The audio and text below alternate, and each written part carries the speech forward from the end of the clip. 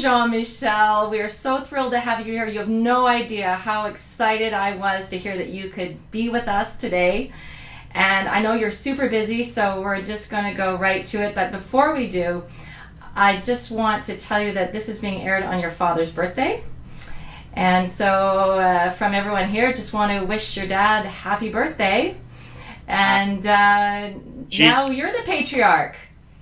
Happy birthday, Jacques, means Jacques Cousteau. I always call him Jacques. Jacques? Most people call him Jacques. Some people call him Captain, but I call him Jacques. Jacques? Yeah. I never heard that one. That was not in your book, and I read your book. KYC. Jacques. Well, listen, I've got a few personal questions to ask you before we move into the really deep stuff about you being the voice for the ocean. And the first one is, you now are the head of the family, from my perspective, and you have all of these Cousteaus that are all out doing things, amazing things. So I want to know how you keep everybody organized. Like, do you say, I've got the Orca thing covered, Celine, you have to go and do the Amazon? How do you do this? I do not give them orders. That's the last thing you want to do to children or cousins or nephew or niece.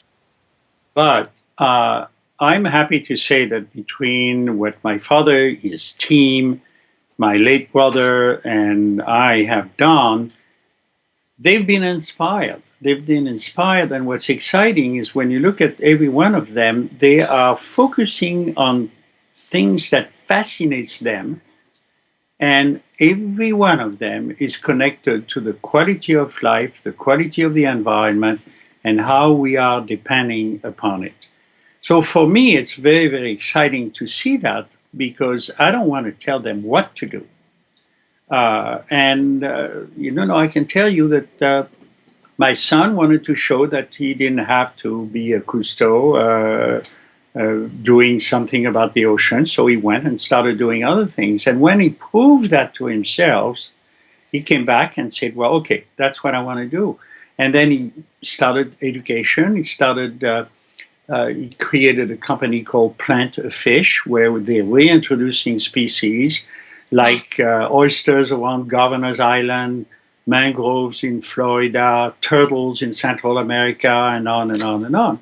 And then Celine was impacted by the experience that she had when she came with us. She was a little girl with my mother and my dad and the team on board Calypso in the Amazon. And we went back there in 2006-07, and we did another 2 hours of television program. She realized that she wanted to connect with the people who live there, who, if we know today, they have no identity papers, no land ownership. They are treated like cockroaches and tapirs. And she wants to help them because we are importing disease over there. There are issues which have to do with their health, have to do with their education, has to do with their rights. And fortunately, Celine is very, very dedicated in trying to help those people. So she's doing television programs, bringing doctors, medical doctors, and on and on and on. And then my nephew and my niece, Philippe, the son of my brother Philippe, now he's on CNN, and he's doing a lot of issues on ocean, the water, and so on. And Alexandra, although she's a young mother now, but she was very before that and still very dedicated to the protection of water. She's one of the few people who climbed the Kilimanjaro to show the world that there's no more ice there. Right. And I've never been there. I'm jealous. I want to go on top of that. But so I'm so excited. And then when Celine, with our wonderful better half, whom I had the privilege of hiring when we were in Papua New Guinea and Australia a long, long time ago as a diver, and now he's a cameraman, is helping Celine do what she wants to do. And ta-da! I'm a grandfather who has a little grandchild who was born underwater, where I grew up in south of France. That was her decision, not mine. And so I'm very, very honored and very happy. But what that means is they are communicating with many more people than I can. And that means there are more and more people who are concerned and want to take care of our life support system, which happens to be the ocean, the ocean.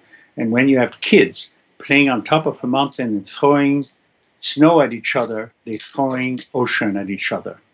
We have one water system. And next time you get a glass of water, you're drinking the ocean. So we need to take care of it. We all depend upon it. And I think that's what this privilege of my colleagues, whom I work with now for many, many years, after 70 years of diving almost. It will be 70 years in probably in July or August. I'm excited because we are heading to come up with answers, solutions to the problems that we have created. And very, very looking forward to solutions. You and your dad and your brother, you all were part of this big team on the Calypso, and every Sunday night I would watch you all do your thing, and you totally inspired me to get into the ocean and to work in the ocean and to be part of the solution. One of the things that I saw that completely sent me over the top, I was very little, and I saw one of your whale documentaries, and it struck me so deeply that we needed to save these blue whales that I was absolutely bereft. I was grief-stricken for days. And my father said, you have to stop. What are you going to do? You need to do something to get yourself together. And I wasn't very old, and I said, I am going to work in the ocean. I'm going to learn to scuba dive. I'm going to meet Jacques Cousteau, and I'm going to save the whales. So I've done a lot of what I plan to do, and I think this goes back to what you're saying with your children, is that they're doing what they're passionate about, and they are becoming voices for the ocean. And this brings me why I want you on this summit, is because we are also passionate about the ocean. All of us in the industry who are of a mature age have been inspired in one way or another by you and your brother and your dad. And I want our industry to be more voices for the ocean. That is my hope. This is my goal, is to have many, many voices. Who better than us to be the voices for the ocean? Now, before I get into any more questions, I have a very specific question for you. When we used to watch your shows, you all wore these gorgeous silver suits. Do you still have a silver suit in the back of your closet? Just want to know. I have one as part of the history, but since then, I designed that, the silver suit. And then I decided when I left the past and look at the future, I said, I don't want to look like a sardine, which this silver suit makes you look like. I want to look like an open ocean fish, but I don't want to be seen. And if you look at an open ocean fish, on the top it's dark, underneath it's light. Why? So they get confused. When you swim over it, you can't see it. When you're underneath, you can't see it because of the sun. I said, I want to do exactly the opposite. And so our divers today, the top is light and underneath is dark. So we can be seen and more spectacular on the television programs that we produce. I love this. These are all these little anecdotes that I had no idea that you go into this depth of detail. This is excellent. Now, one last question before we move on to what you're doing with Ocean Futures.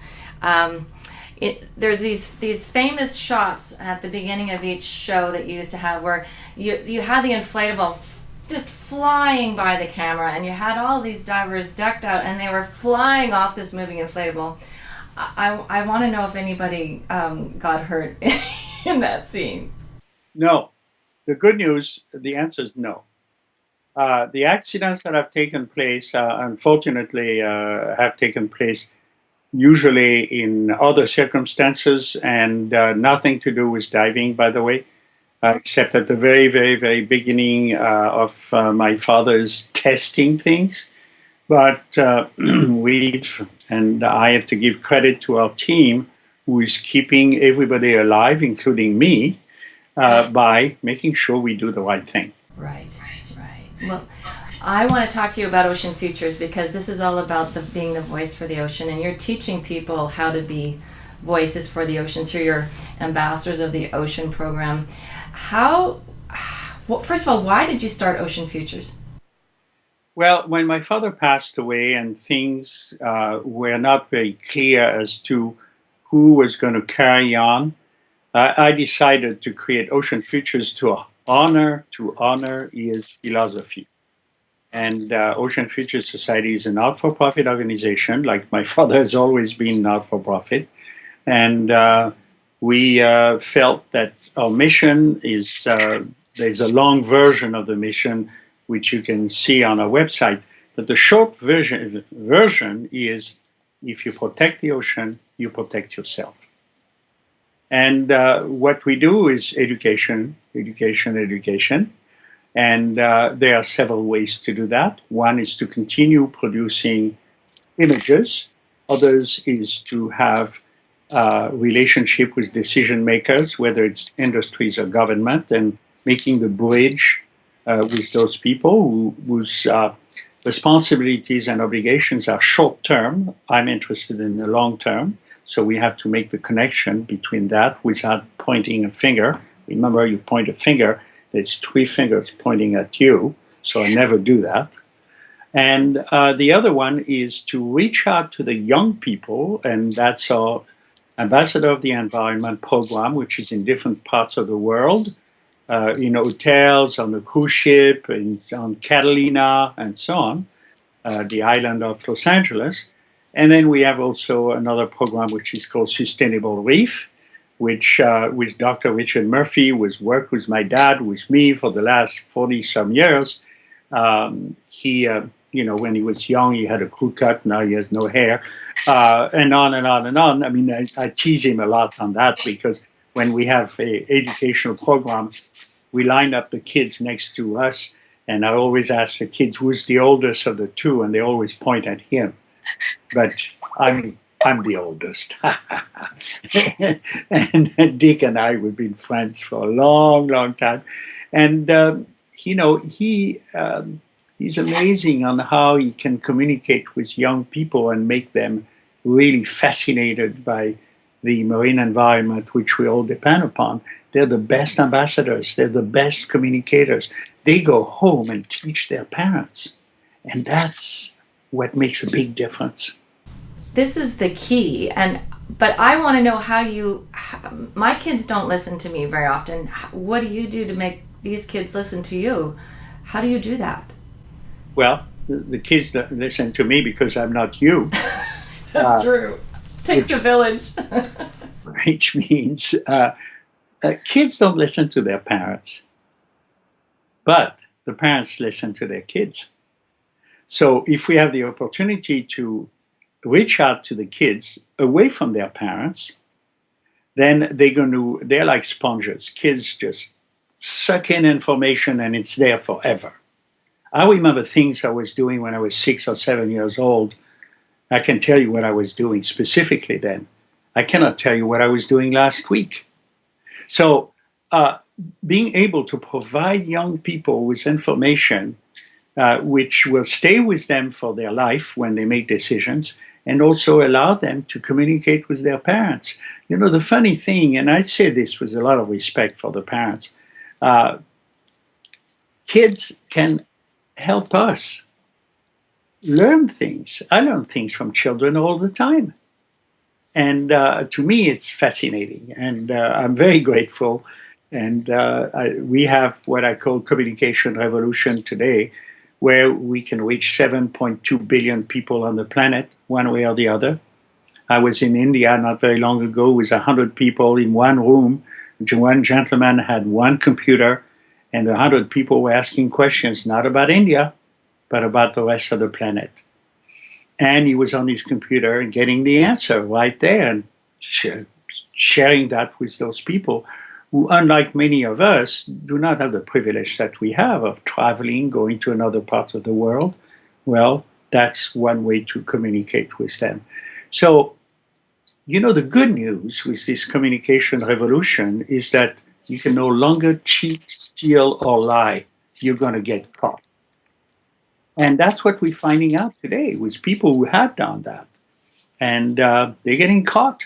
So it's a new world. It's a fascinating world. We're living a very, very interesting move into different ways of looking at the planet, and the concept of countries, borders, and so on is an absurdity. There's one system, which is the water system. There's no borders. There's one important thing, what we breathe, and there's no borders there either.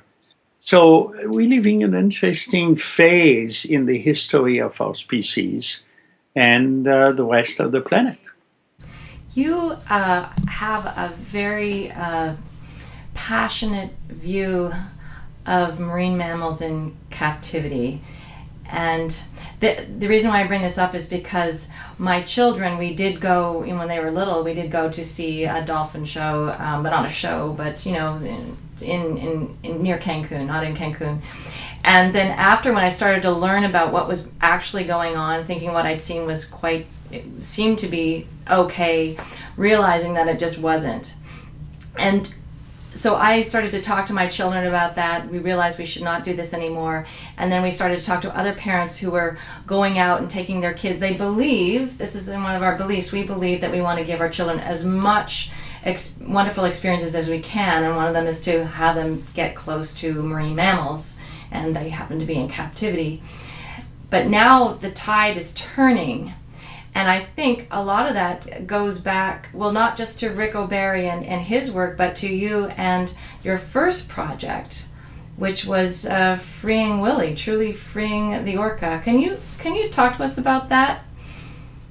Well, I can. I don't think we have enough time to go through the whole process because it's absolutely fascinating. When we found out that after the show was produced, we realized that that particular orca was still in jail in Mexico, was underweight, had skin disease, was isolated from basically anybody else, and that dolphins and whales' primary sense is acoustic. Ours is vision, theirs is acoustic. And when you make a sound in a swimming pool, it bounces on the concrete, and little by little, all these creatures in captivity are shutting up. So their primary sense is being washed away. And it's like being in jail. So sometimes, unfortunately, for the people who spend a lot of time trying to connect with them, help them, hug them, kiss them, and educate them to do things that I call circus act, not educational, well, sometimes they get mad at their trainer. And when they get mad at their trainer, it's just like somebody in jail who's getting mad at somebody who's not providing the right food or whatever. You want to punch him in the face. Well, in this particular case, you've had those accidents that have taken place where the animal takes the trainer and brings him underwater until he or she drowns. And they're not eating you, they're not biting you, they're just getting rid of you. And it's very sad for those people because I know how dedicated those people have been. And I hope this segment of what I'm saying is not being cut off because it's critical for the public to understand that. I completely understand what has happened. But today we're living the 21st century of the planet. And as I mentioned earlier, with our communication revolution, We now have huge opportunities to be in the ocean and to show the rest of the world and communicate with the rest of the world what we depend upon and what we see. And when it comes to captivity with marine mammals, particularly whales and dolphins, we need to stop doing this because we have the opportunity to now bring in a theater people who are no longer going to be the spectators, but they're going to become actors. And they're going to make decisions. And they're going to be on 3D with a computer looking at a big screen, and they're going to make decisions. They're going to make mistakes. They're going to be able to correct their mistakes. They're going to be able to argue with their neighbor. I mean, we have huge opportunities, and that's what young people want to do today. They don't want just to sit there. They want to act. And I think that's where we're going to go. And I'm happy to say that, and I have nothing to do with it, but unlike maybe in the past, as you mentioned, today there's a school here in California who stood up and said, we'll never go to SeaWorld as long as there will be dolphins and whales in captivity. I want SeaWorld to stay in business. I'm on their side. What do we do? How do we help them do that without shooting ourselves too? What do we say? We can go and either the ones that can never be released, you don't release them because they need to be taken care of. Down in Long Beach, there's a sea lion that is blind. Well, she'll never survive in the wild. We need to take care of it. And we can. And we can explain that. And people are very sensitive and touched by that. When it comes to the ones that can be released, we can do the same thing we did with Keiko. Keiko was taken away, taken to Oregon for 2 years. He recovered his health. He got used to be in real salt water. He used to learn to catch fish when he always had frozen fish in artificial salt water. His skin disease was removed. And we ultimately took him back to where he was captured when he was 2 years old in Iceland. And that took almost, 2.5 years to be able to see him one day. And I was there on a Sunday at 5 o'clock on a boat. He was playing with some of his friends and he took off. And he went all the way to Norway. And we knew where he was every day because he had a transmitter.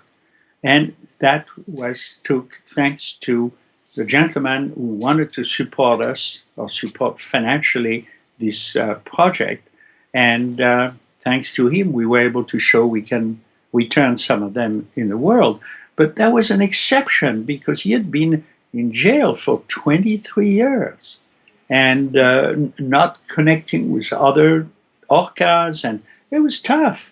And he survived for several years before he passed away.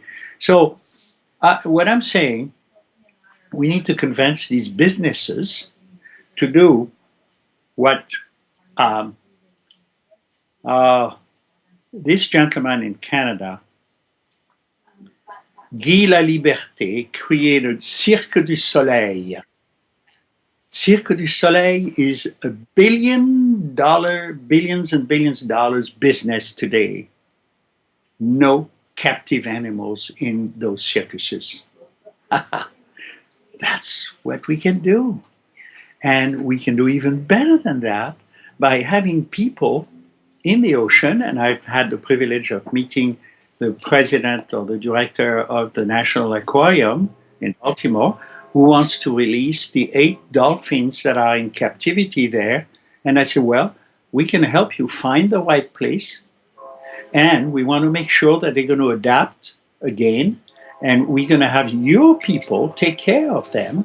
And we can have cameraman there who's going to be filming this. And you can transmit live via satellite to your theater where those dolphins were in captivity. And the public can ask questions to the people underwater live about those dolphins and how they're doing.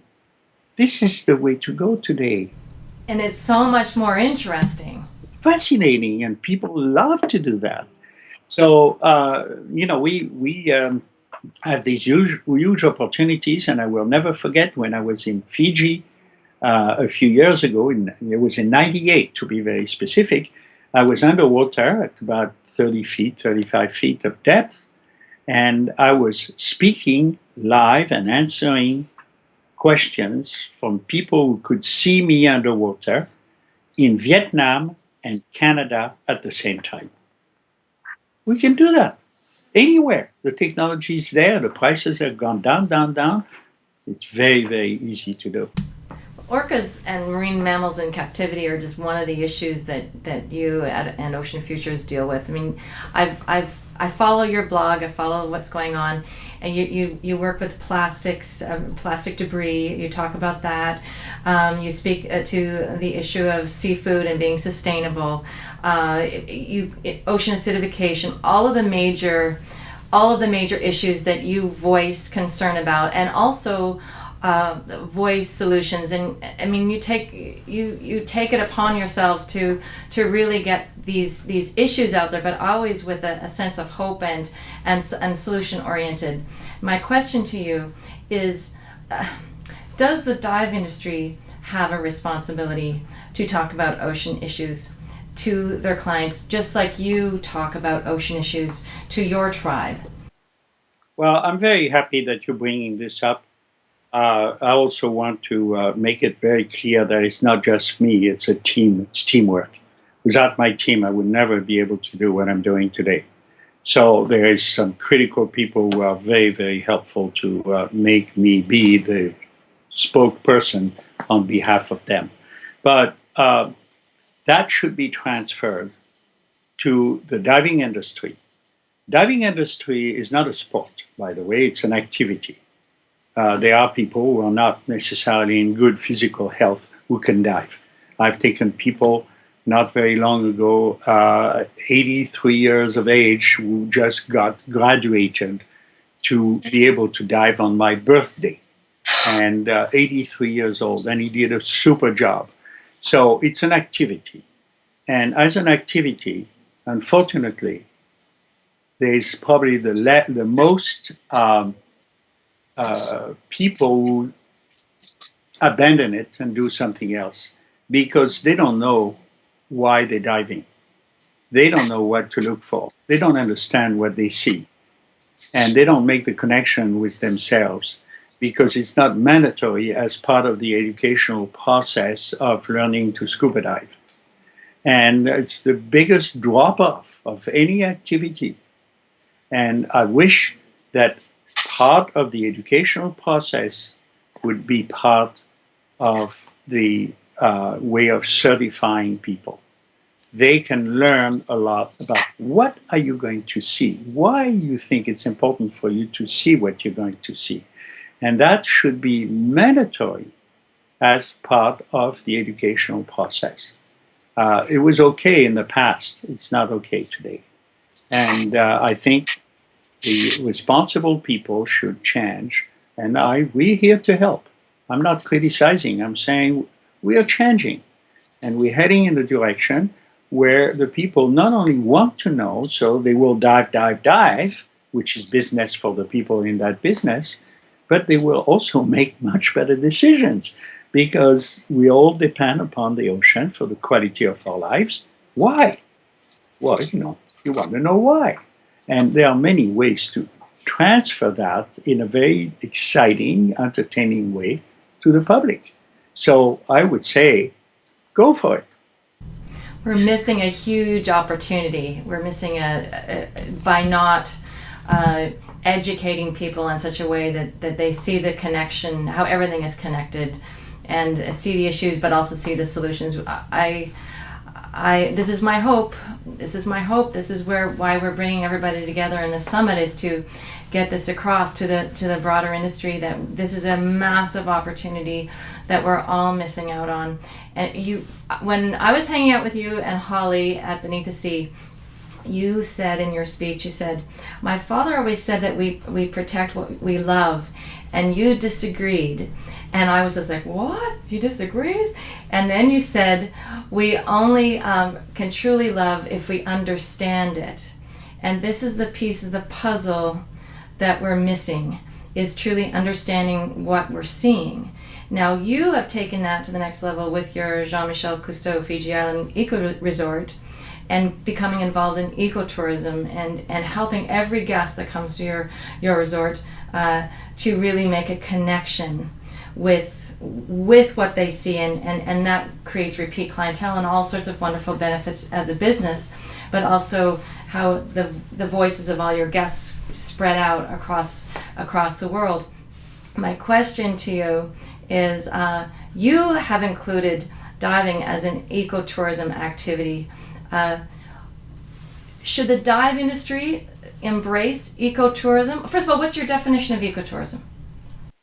Well, first of all, to go back to what you quoted me about, when my father was saying people protect what they love, I used to say, well, how can you protect what you don't understand? And that's what we do at Ocean Futures and will continue to do. Ecotourism, whatever the name is to make sure that the business of tourism is to the minimum possible not affecting the environment which the people have come to enjoy and experience. And that's why, in my case now, there's 2 different locations where we want to make people have great experience. We educate them, we show them images, pictures, things that should be done by any educational process. But we do it in the Caribbean, at Petite Saint Vincent, and we do it in Fiji. And what for me was very, very important for the people who made the result as environmentally friendly as possible is to listen to our team, Dick Murphy and other members of our group, to make sure, with Holly and so on, that not only we make the result as environmentally as possible, but we also look at the economics. We want people to make money. And if I talk money, people listen. And I'll tell you, in Petite Saint Vincent, when I told the owner, I said, you can replace all these plastic bottles, and by having permanent ways of getting water to your clients. He went in his computer and he came back and he said, Jean-Michel, you're going to make me save $70,000 a year. And now you can go there and you're not going to get a plastic bottle anymore. You're going to get water, thanks from the rain, and also he's saving money and no emission of CO2 by having all these bottles being, sent away. When it comes to the Fiji thing, we speak to the owners, and as long as they're making money, they want to make it as environmentally friendly as possible. And if they don't do what we believe needs to be done, I can take my name out. I don't own anything. I just, Ocean Futures, get a little money, very little, every month for us wanting to make that place a success. And we show that and share that with people, whoever is interested in having an environmentally friendly resort. And they can do it. I'm very excited to hear that the resort has been around for quite some time now, which only proves that your model works. Well, it does work. It does definitely work, and the owner has been changed 2 or 3 times, but the present owners are doing very well, and we have a great manager, and we have a dive team that does a great job and taking people. The ones who want to dive, they don't have to dive. They can just enjoy their time there. I'm curious about something. The dive industry is stagnant, and I'm curious as to why you made the decision to go into the Petit Saint Vincent and set up a dive operation. Well, we decided to do that because there's a huge opportunities to make that island and resort owned by one gentleman. Another example of a successfully environmentally taken care of. There's much more that needs to be done, but it's happening. And we can educate the local people who need to be educated. And it happens that in that part of the Caribbean, the environment, the marine environment, it's still overall in very good conditions. And we want to show them. There are some amazing dives that I've done there and will do again because it's a very, very beautiful place. Did you take any of the shots for your movie there, or you have a wonderful movie out, Secret Ocean 3D? Did you do any of your filming there? Not in that particular place because that happened after we were filming, but we were in the Bahamas. And filming in the Bahamas, which is further north, but also in very, very interesting subjects. We also shot in Fiji and we shot in Southern California. And there's 3 different locations which are in our IMAX Secret Ocean 3D, which is being now released all over the world. As a matter of fact, I'm going to present it at the International Film Festival in Cannes, in south of France, in a few days. I'm going to see it next month. I'm going to Montreal to see it. That's my plan. It's a family vacation, a mini vacation to Montreal. We're going to go see your movie and see you and Holly doing what you do best underwater, showing us all the cool critters, and you take a very interesting approach to this. It's not all the big animals that we usually see. You go for the little guys. Can you tell us why you're doing that? Little creatures that have been swimming over ongoing basis, not knowing or seeing, understanding their behavior because it happens too fast or too small. And thanks to our colleagues in France, the Montello brothers, we now have the equipment which allows us to focus in slow motion on the behavior of all kinds of creatures, which I cannot see when I'm there. But then we take the images back and we put it on a 100-foot screen, and you see things I've never seen before. And we get to see it now. This is wonderful. I can't wait to see that movie. Now, I know you're extremely busy. You've got interviews back to back today. So I'm going to ask you, what are you doing next? I understand there's a big trip coming up for you. Well, I'm going to go to French Polynesia, or next door to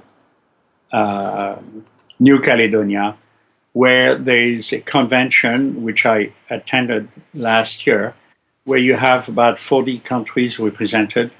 And those countries, the majority of them are in trouble. They have no altitude. When there is a hurricane, everything gets washed away. There's some disaster like what happened just recently. And I've told them last year that we need to have all of them agree for the Pacific Ocean to have a voice, the voice of the Pacific Ocean, because it's very few people, but we all depend on the Pacific, one way or the other. And I am going to go to the next 3 days convention where these countries will be there, and we're going to make suggestions. But I'm done with blah, blah. I want action, action, action. And if they take action, we'll be there. We'll continue to be there. We're going to make suggestions to help them. Otherwise, I'm done. Blah, blah is too easy.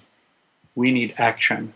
Those people, you're talking about 10 million people who are potentially affected, and some of them just got affected by the climate change. And the fact that unless we find a way to either move them to other locations where there's altitude or to protect their places and be prepared for the destruction of the coastlines that has happened, will happen unfortunately, in a faster way, then these people living in paradise are no longer in paradise.